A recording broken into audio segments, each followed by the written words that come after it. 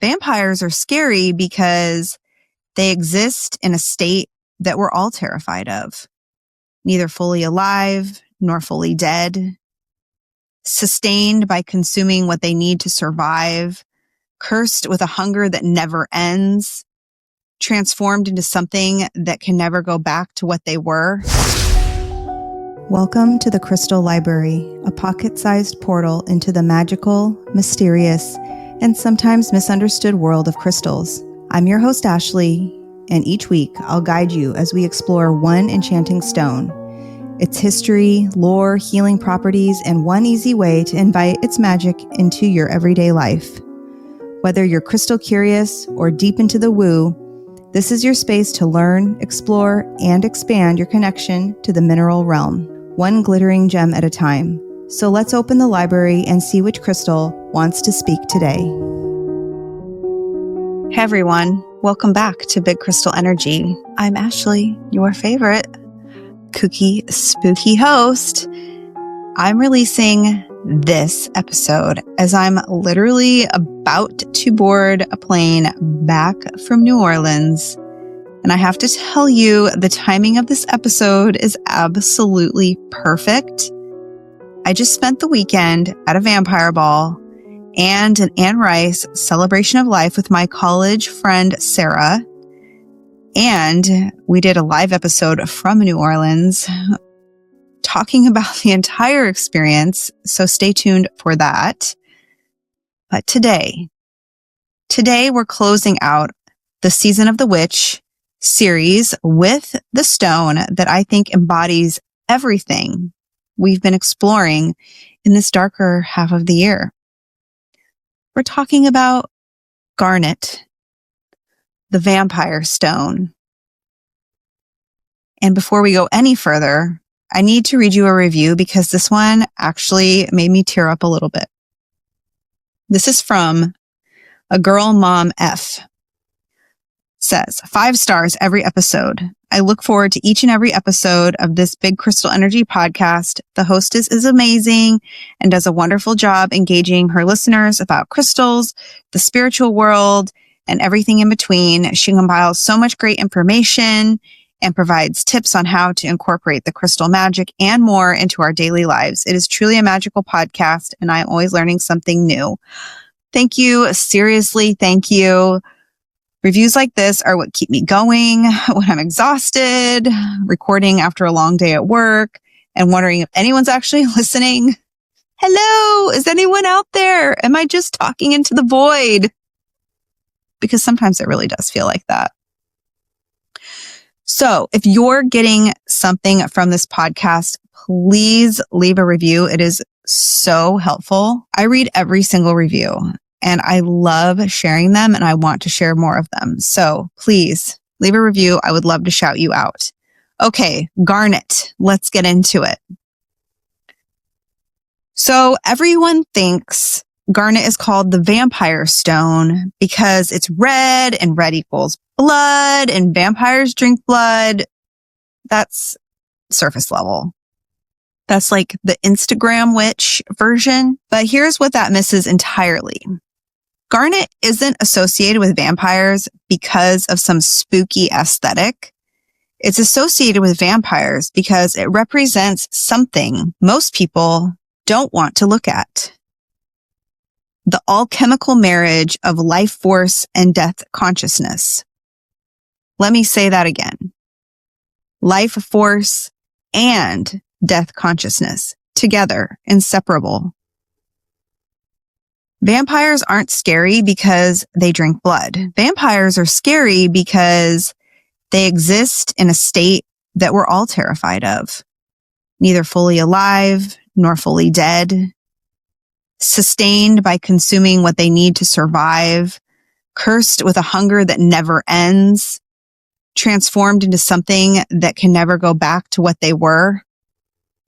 Sound familiar?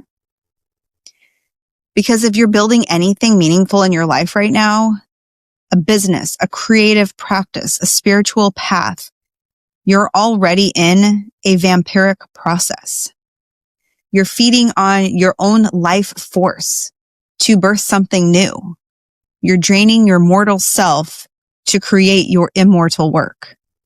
And Garnet is the stone that makes you look at that directly. Let's talk about what Garnet actually is, because the geology matters. Garnet is an aluminum silicate mineral that forms under immense pressure and heat during a metamorphic process. We're talking about rocks that were one thing, got subjected to conditions that would destroy most minerals and emerged as something completely different. It forms in that liminal space, that in-between place where everything is breaking down and reforming simultaneously. That's not a metaphor. That's literally what's happening in the earth when garnet crystallizes. Most garnets are deep red because of iron content, and that's where it gets interesting. Throughout history, people weren't wrong when they associated this stone with blood. Iron is what makes our blood red. Iron is what carries oxygen through our bodies. Iron is literally the element of life force. So when medieval warriors wore garnet in battle, when Renaissance physicians prescribed it to stop hemorrhaging, when ancient cultures called it the stone of commitment, they understood something. They understood that this stone represented life force made solid, blood turned to stone, time compressed into matter. Garnet forms in a bunch of different varieties, but they all share the same origin story. Transformation under pressure, becoming something new by surviving what would destroy you. Here's what most crystal books won't tell you about garnet. It's not a gentle stone. It's not here to make you feel safe or comfortable. Garnet is here to show you what you're hungry for and ask you if you're willing to pay the price. In medieval Europe, garnet was called the stone of commitment, but not commitment in the Hallmark card sense. Commitment in the sense of you have chosen this path and now you cannot turn back. You have bonded yourself to this purpose so completely that your old life is dead. That's vampiric. Crusaders wore garnet because they believed it would protect them and ensure their safe return home. But also, and this is part that gets left out, they wore it because they had already left home. They had already become something other than what they were. The garnet wasn't protecting their old selves. It was sealing the pact with their new selves. In tantric traditions, garnet activates the root chakra and the sacral chakra simultaneously. Survival and desire, blood and sex, the will to live and the hunger for more. It's the stone of passion, yes, but not the pretty kind. The kind of passion that artists know, the kind that mystics know, the kind that requires you to be consumed by what you're creating. Here's the shadow side that nobody talks about. Garnet will show you where you're already feeding. Are you feeding on other people's energy? Are you feeding on drama? Are you feeding on your own exhaustion? Using busy as an identity? Are you feeding on things that keep you small because they're familiar? Or are you feeding on things that actually nourish your becoming? Because here's the thing about vampires that the mythology gets right. They have to be invited in. You have to open the door. And once you do, they have access. Garnet asks you, what are you giving access to? What are you allowing to drain you? And more importantly, what are you ready to drain from your own life? Garnet shows up in almost every ancient culture and almost always associated with blood, protection, and transformation. In ancient Egypt, garnet was buried with the dead as a symbol of life force, continuing beyond death, not as a comfort, as a tool, as a way of saying, you're going to need your hunger in the next world too. In ancient Rome, garnet signet rings were used to seal important documents. The red wax, the red stone, blood signature, unbreakable commitment. In India, garnet was considered sacred to the fire gods. It was believed to hold the spark of eternal fire, that same hunger, that same consuming force that transforms everything it touches. Greek mythology associated garnet with Persephone, the goddess who exists between worlds. 6 months in the underworld, 6 months in the world of the living, neither fully one nor the other. Sound familiar? And here's where it gets really interesting. In medieval Europe, garnet was believed to glow in the dark. Obviously, it literally doesn't do that, but people reported seeing garnet emit light in darkness. What they were seeing was their own perception shifting, the stone reflecting back their internal fire. That's the real magic of garnet. It doesn't give you something you don't have. It shows you what's already burning inside you. If you're working with garnet, here are some powerful correspondences. Herbs: hawthorn, the tree of the heart, protection, and liminal spaces. Hawthornberry is literally heart medicine. Mugwort for shadow work, psychic protection, and accessing the parts of yourself you've been avoiding. Dragon's blood resin for amplifying power, sealing commitments, and blood magic. Pomegranate, Persephone's food, the fruit that binds you to the underworld, seeds that look like little garnets. We have its association with, you can compare it with black tourmaline for grounding all that garnet intensity and protecting your energy while you're doing the deep work. Carnelian to balance garnet's sometimes overwhelming energy with creative flow. Hematite, another iron-rich stone that works with blood, grounding, and warrior energy. Clear quartz to amplify and direct garnet's power with clarity. Garnet is associated with Capricorn and Aquarius, the darkest time of the year, the depth of winter, when things die so new things can be born. It works with the element of fire and earth together, passion made solid, hunger given form. If you're going to work with garnet, you need to understand something. This stone will not let you stay comfortable. It will show you where you're being drained by things that don't serve you. It will show you where you're draining yourself. And it will demand that you make a choice. Garnet is the stone of people who are ready to die and be reborn. Not metaphorically die. Actually let parts of yourself go. Old identities, old relationships, old ways of being that you've outgrown. It's a stone for when you're building something and you know it's going to take everything that you have. When you're willing to be consumed by your purpose because you understand that's the only way transformation actually happens. I'm working with garnet right now because I'm building this podcast into something bigger. And at times it is draining me. I'm exhausted. My free time is gone. My headspace is completely occupied. I'm feeding this thing my life force and trusting that it's going to become something that outlives the version of me that existed before I started. That's vampiric. That's the pact. And garnet sits on my desk and reminds me, you invited this in. You opened the door.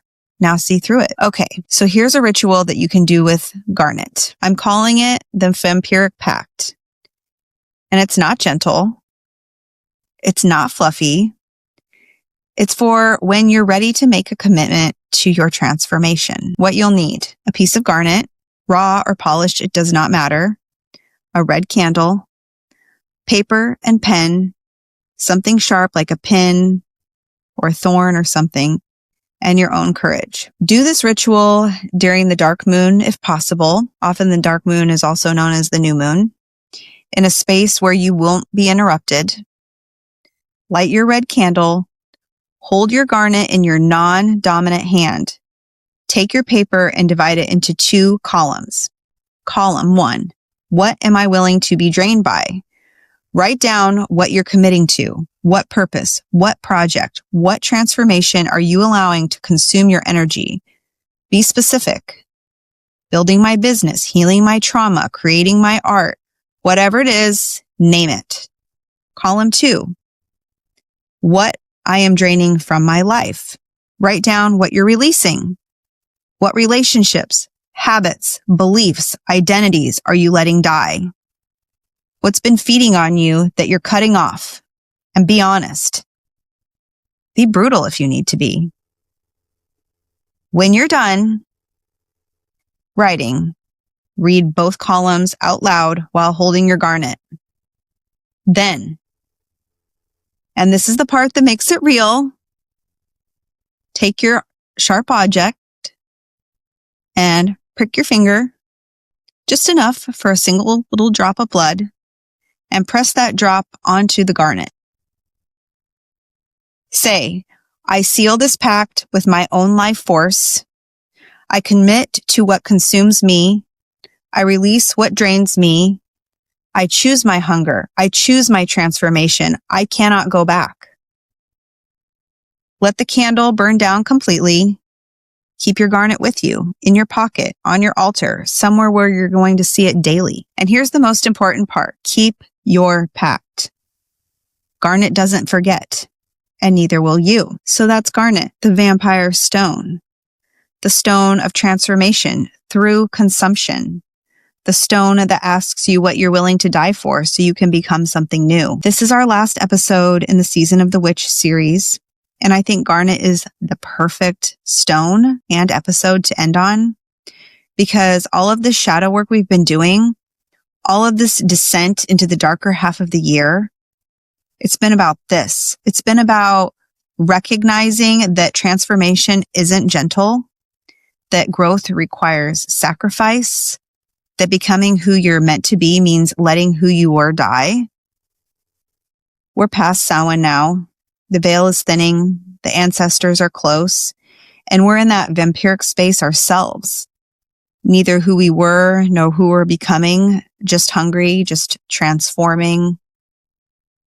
Next episode, I think my episode with my friend Sarah will be coming out next week. Sarah and I are going to take you to New Orleans. We're going to talk about the vampire ball, the Anne Rice celebration of life, and what it's like to step into that gothic, mystical, transformative energy in a city that understands death and rebirth better than anywhere else in America. Until then, work with your garnet if you're ready. And if you're not ready, that's okay too. The stone will wait. Vampires are patient. Leave me a review if you're getting something from this podcast. Tell me what stones you want me to cover next. Tell me what's transforming your life. I'll see you in the next episode. Thank you for visiting the Crystal Library. I hope today's stone offered just the magic you needed. If you loved this episode, share it with your favorite mystic and tag me on Instagram at mystical.mama.ash or at Bid Crystal Energy Podcast. And if you're feeling generous, leave a 5-star rating and review. It helps this magic reach more curious souls. Until next time, keep your crystals close and your intuition closer.